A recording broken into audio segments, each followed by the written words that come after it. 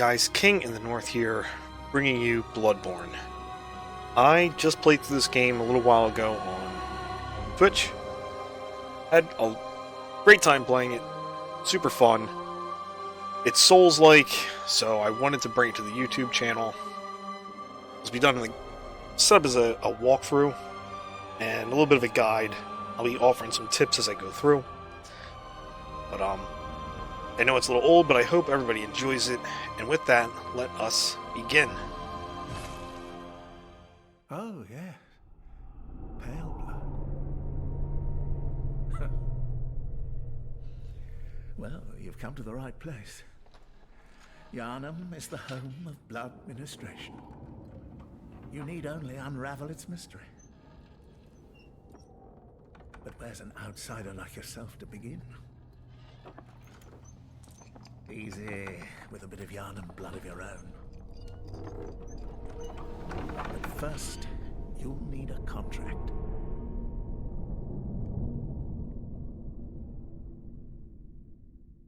That voice actor reminds me of the High Sparrow from Game of Thrones. But, anyway. Kitten for King in the North. Male. Mature. I kind of want to lean towards a strength build here, so I am actually going to go with Violent Pest. You see, these are all level 10s, but the base points are scattered about a little bit for each one of these, and then obviously there's ways to skin this level 4 you start out as, but I'm going to start with Violent Pest, because this is probably the best for starting with a strength build.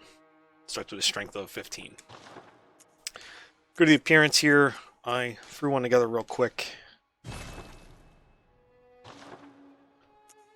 And let's roll with this.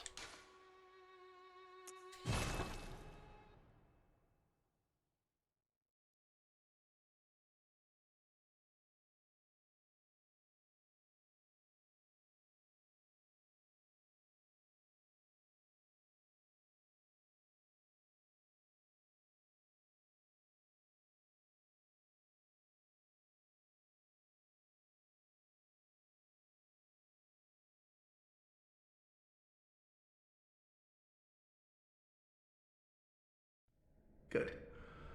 All signed and sealed. Now, let's begin the transfusion. Oh, don't you worry. Whatever happens, you may think it all a mere bad dream. That's reassuring.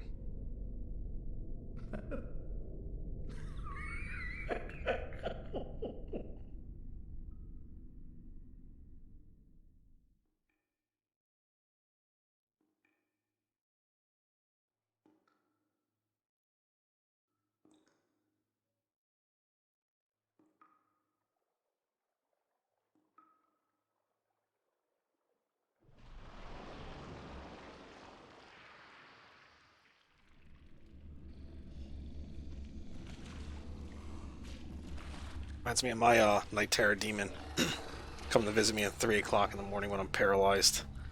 Fear.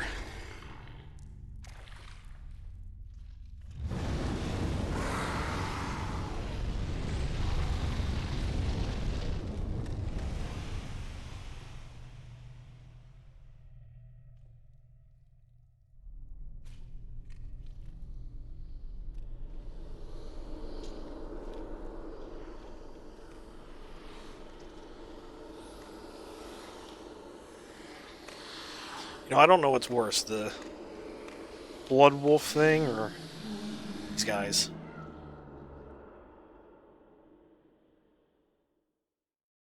Ah, you found yourself a hunter. Here we are. Waking up in the clinic.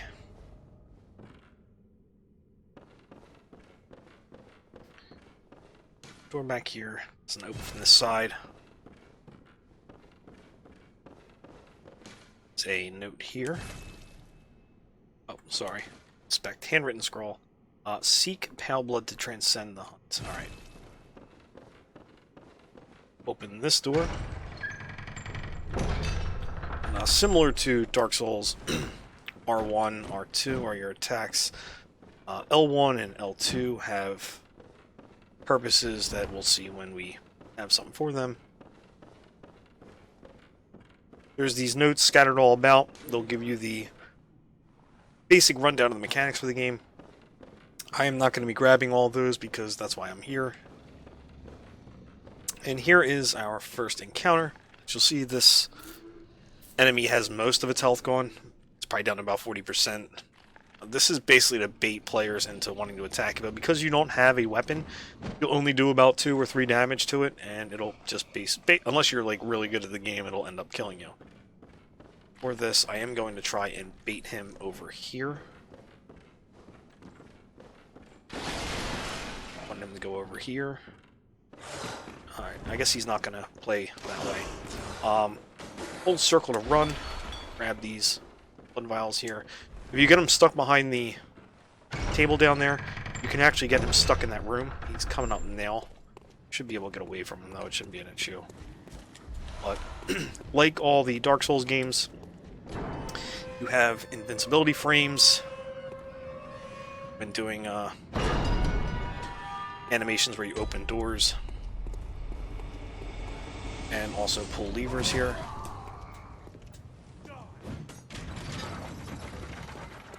As that comes down, we'll grab that and then head up the ladder here. Alright, good. He backed off. Sometimes he'll follow you up here. And up top here, we will encounter a lantern, which acts similarly to the bonfires in Dark Souls games. Except you don't really rest at these. Alright, he's coming, so I gotta get the hell out of here.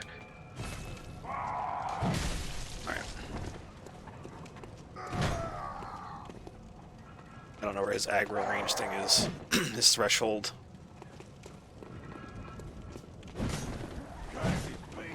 Try this again. There we go. Anyway, you don't rest at those, but they're used to teleport back to this area that we're headed to called the Dream.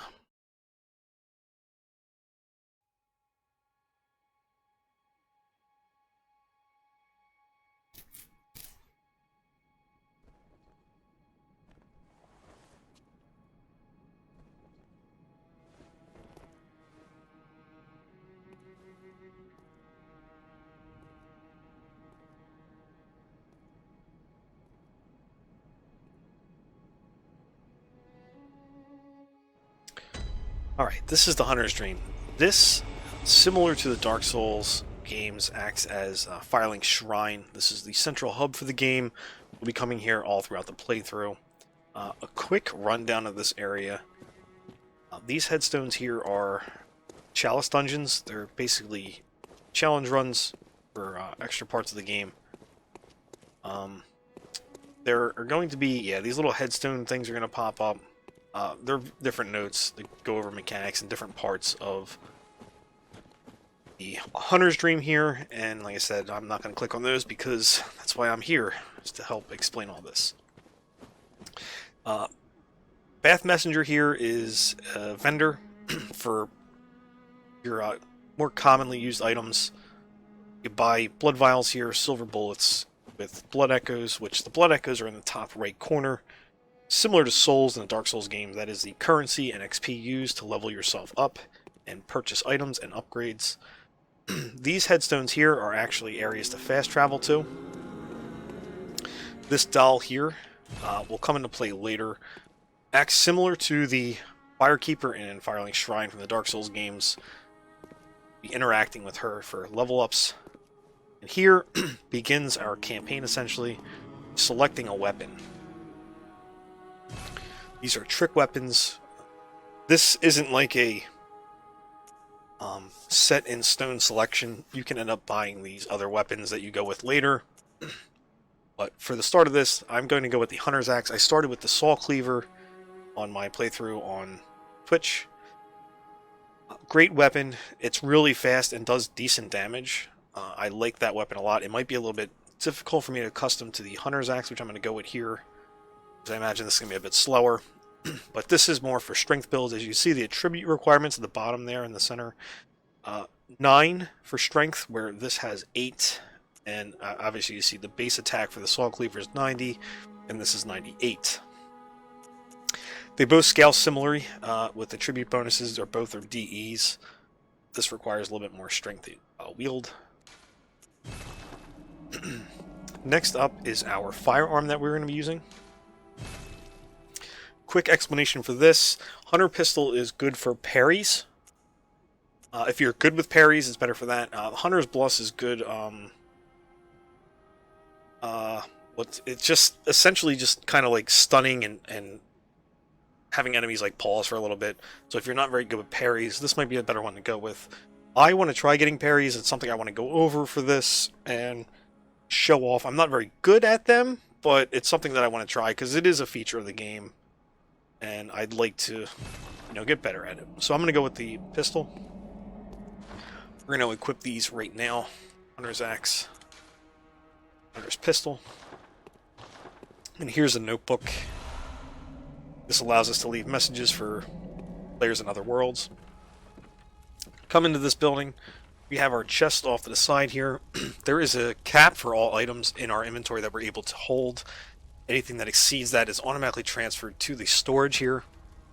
So most items will replenish upon coming back to the Hunter's Dream, meaning that your inventory will be maxed back out, but you can store other items in here that you can come back and pick up at any time.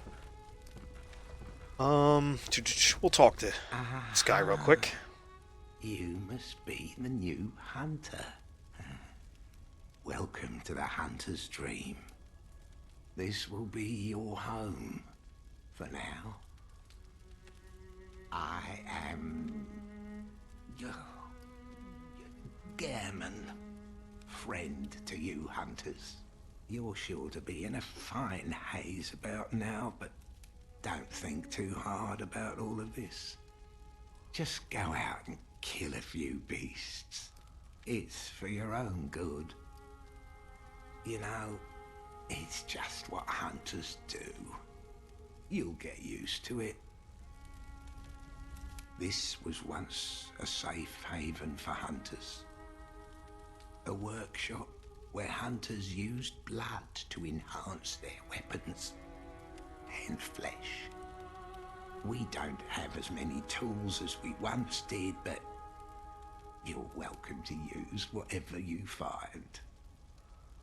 Even the doll, should it please you. Okay, so the doll on there is not a sex doll, which kind of felt like he was hinting at. It's just for us to level up. Anyway, he's essentially going to be kind of like a guide, giving you a direction to where you should be headed in regards to where you currently are in the game. But going over the rest of the things here, this is the workshop. We are able to fortify our weapon, which levels up the weapon using our blood echoes and upgrade material, which we'll get shortly. And later we'll be able to, it's basically socketing the weapon with gems that we have that we'll end up picking up. And here is a memory altar, which is basically things that we can equip to give ourselves different kinds of buffs in terms of more damage, more health, more stamina, receiving less damage, and all that good stuff. Here, do these notes. To escape this dreadful hunter's dream, halt the source of the spreading scourge of beasts, lest the night carry on forever. So, back to, kind of reference to the beginning cutscene, I guess, where the guy said, you'll think it all as a bad dream. Coming out here, we have another vendor up here. This is an insight vendor. We'll cover insight once we get it. You're able to buy different items from the other vendor here. Most notable, I would say, are the upgrade materials that you're able to buy off of that vendor, which is actually kind of nice. But for now, we'll head back to Central Yharnam.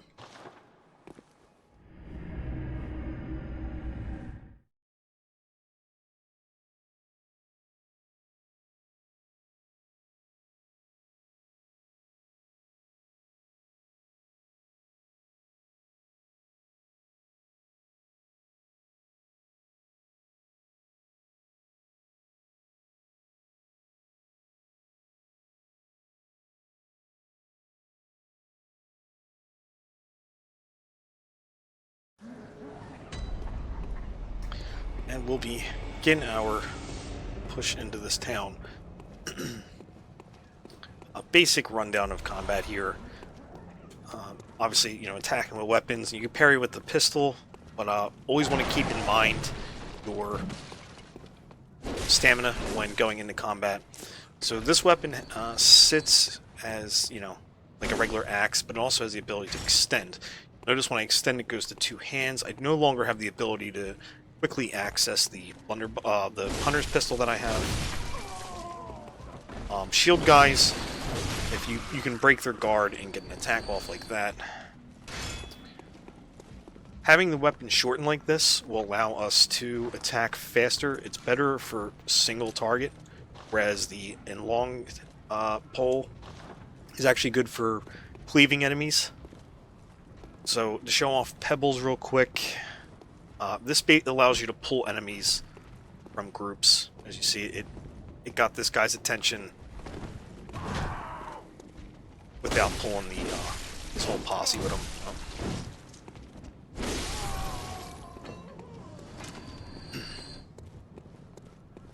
I think this is like a really good way, or it's definitely something that should be used early in the game for a lot of people. Because running into packs of multiple enemies is a very efficient way of getting yourself killed.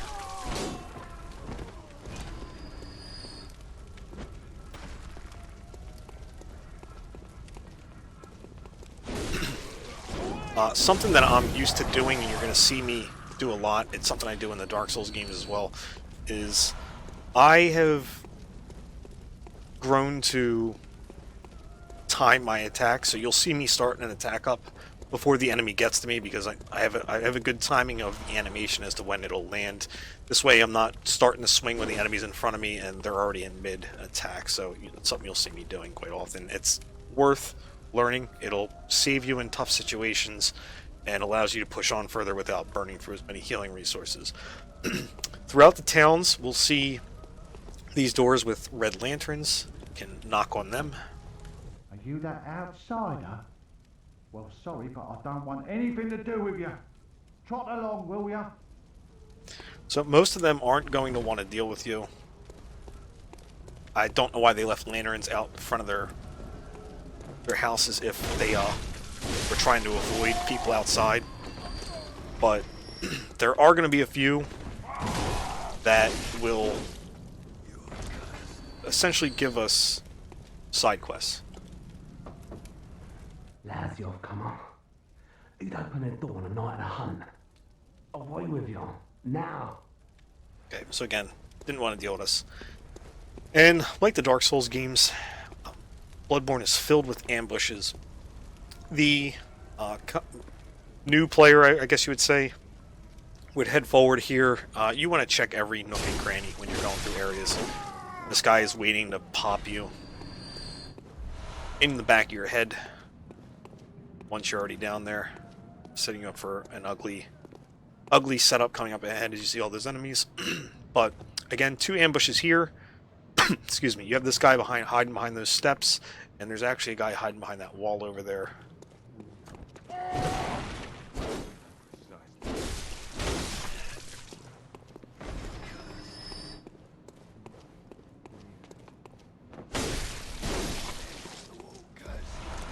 Bloodstone Shard, that is the upgrade material I was talking about when we were at the workbench. I believe we need 3 of those for our first weapon upgrade. Got blood vials. Alright, there is a stairway right here that enemies will be able to run up from there. Keep that in mind.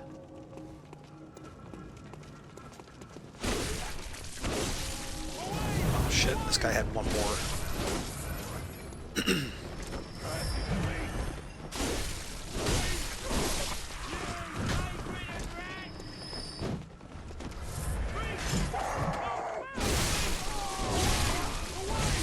Like I said, with the shortened pole, it's definitely better for single target fights, but as soon as I kind of ran up on there, extended, you have very long sweep attacks, allow you to cleave enemies.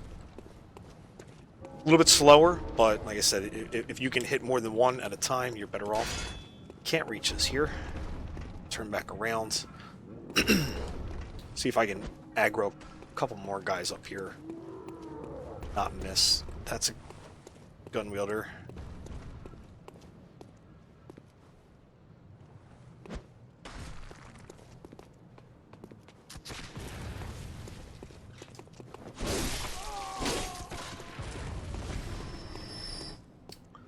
So that guy's starting to shoot at me now. If I can just get if I can get a couple more guys before heading down there, I'd be better off.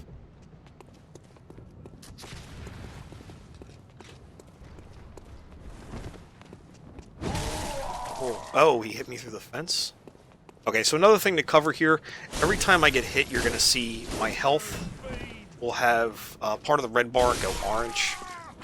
That orange bar is health that is redeemable upon hitting an enemy.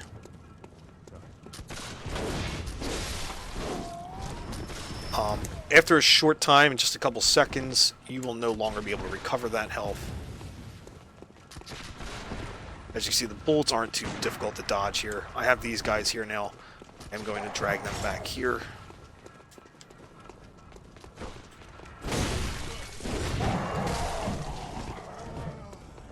Sweeping attacks. Usually the third follow-up for this, you'll want to have someone locked on because it's a thrust attack. If you're not locked on, you'll be thrusting next to the enemy. It's not going to do you any good.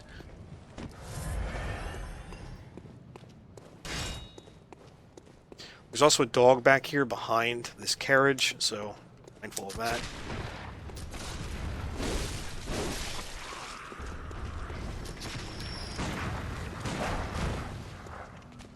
Usually a shot with a gun or a pistol will put you in pretty good position to deal with dogs.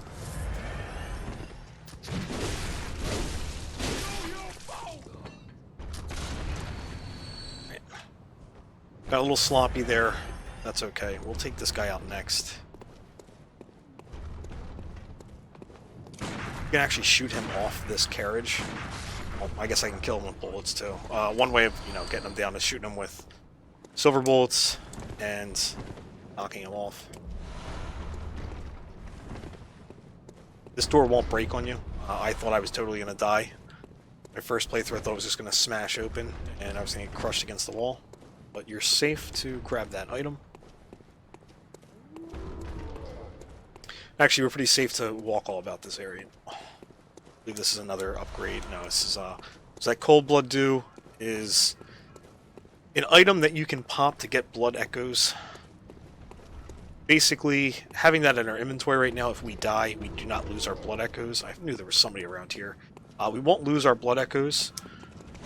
So it's good to save those for until you need like a little bit more souls in order to get a new level, buy something, or upgrade a weapon.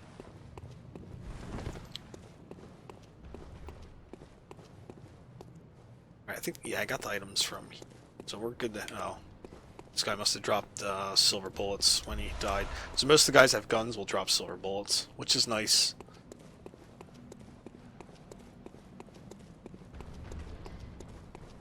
Okay, through here now.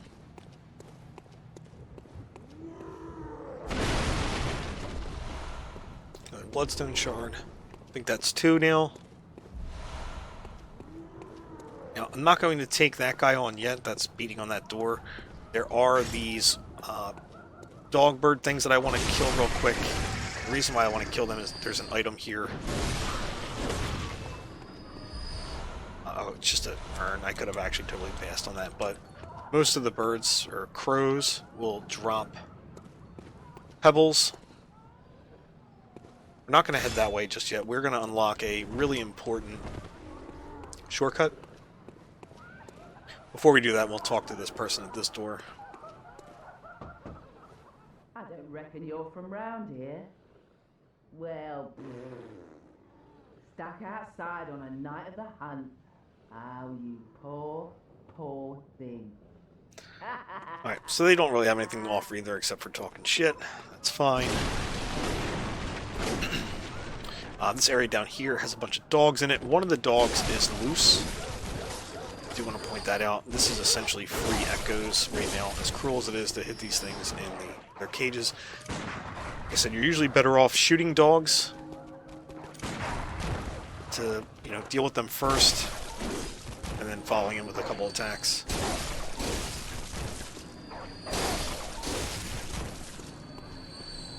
I'm going to hold off on heading down there. There's actually an NPC that we'll want to talk to down there a little bit later. For now, we're getting a shortcut that is super important. Very helpful. Head up here. There's an item up here that you would normally get from dropping down from the bridge up top. More blood echoes. So with that, we'll head down here. You do not want to go down these steps here. There's big guys, 2 of them. Not really ready to deal with those.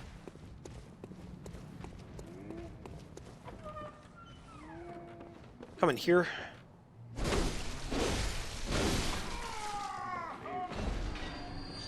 There's a guy in a wheelchair here. As cruel as it may seem to kill somebody in a wheelchair, you don't want to fuck with this guy. And every time you kill this guy, he gives 4 quicksilver bullets. So this is actually a very good farm spot for silver bullets. It's very close to a lantern, which we're going to get right now.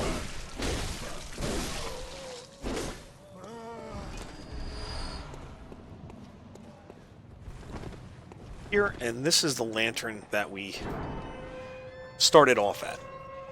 So instead of running through those streets again and having to, you know, go through all that garbage, we can just come down here. But every time you rest at that lantern and go back to the dream and come back, you can run in here, kill 3 guys in the house who have a chance of dropping blood vials, and the guy in the wheelchair is the 4th guy. He will always drop 4 silver bullets, so it's a very good farm spot early on. So you can kind of start to practice trying to get parries off and stuff. Oh, Another guy here at the must be window. a hunter, and not one from around here either. I'm Gilbert, a fellow outsider. You must have had a fine time of it. Yharnam has a special way of treating guests. Well, I don't think I could stand if I wanted to, but I'm willing to help if there's anything that can be done. This town is cursed. Whatever your reasons might be, you should plan a swift exit. Whatever can be gained from this place, it will do more harm than good. Pale blood, you say? Never heard of it. But if it's blood you're interested in, you should try the Healing Church. The church controls all knowledge on blood ministration and all varieties of blood. Across the valley to the east of Yharnam lies the town of the Healing Church, known as the Cathedral Ward. And deep within Cathedral Ward is the old Grand Cathedral, the birthplace of the Healing Church's special blood, or so they say. Yharnam, normally they wouldn't let you near the place, but the hunt is on tonight. This might be your chance. Across the valley to the east of Yharnam, you'll find the Cathedral Ward. Deep within lies the old main cathedral, said to be the source of blood. I haven't heard of pale blood, but that's your best bet if it's anything to do with unique types of blood. Okay, so that NPC was willing to give us some information that is useful and give us a direction as to where to go. But I think this is a good spot to call this episode. We got a lot covered in terms of basics and opened up our first shortcut. Next episode, I might take on a boss at the very beginning, because we cannot level up until we defeat a boss or at least acquiring our first insight. So, and you know, defeating a boss will give insight. There's also items that you can find, pick up to gain insight, but that's a bit of a long distance from us for now. It's probably a little bit easier to go after the boss. It's not a super hard boss, but it's, you know, it's early on in the game. It's very easy to die. So for now, feel free to like, comment, subscribe, guys, and I will see you all in the next episode. Peace.